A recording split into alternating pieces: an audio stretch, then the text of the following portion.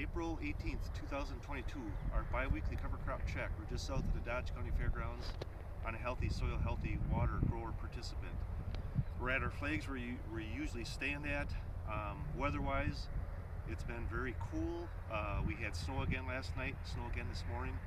It's 36 degrees. We just really haven't had any very warm days yet since 2 weeks ago, since we shot last video. Time frame, we're on week 45 with the first cover crop, which is clover, and that's the only cover crop that we got that's going to be alive. And the second cover crop is 25 weeks, which is rye, and we're at 4.5 inches tall, something like that. That's what we have for our two cover crops. So week 45 and week 25. So we did some digging. The first shovel, we're going to dig inside we got a corn, 8 rows of corn, 8 rows of beans, 8 rows of corn, 8 rows of beans, and the rye was planted all the way through. There was no clover cover crop planted here where the beans were, but we just dug here so you can see easier compared to where the residue was on that other on the corn.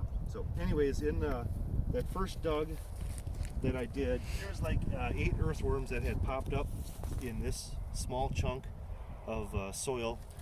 This second one, we do have rye roots that are going down like 12 inches.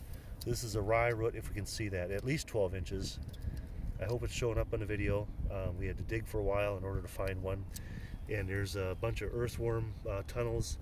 This is a pretty big tunnel going 12 plus inches down.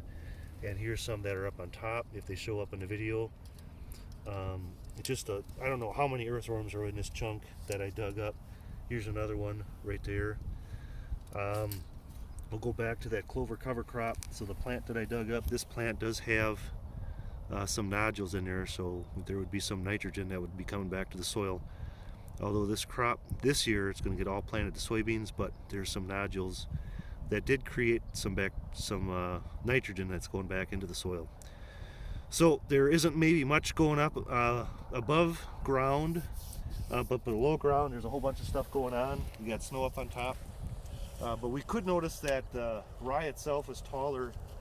We had a lot more growth on the rye compared to what we had 2 weeks ago.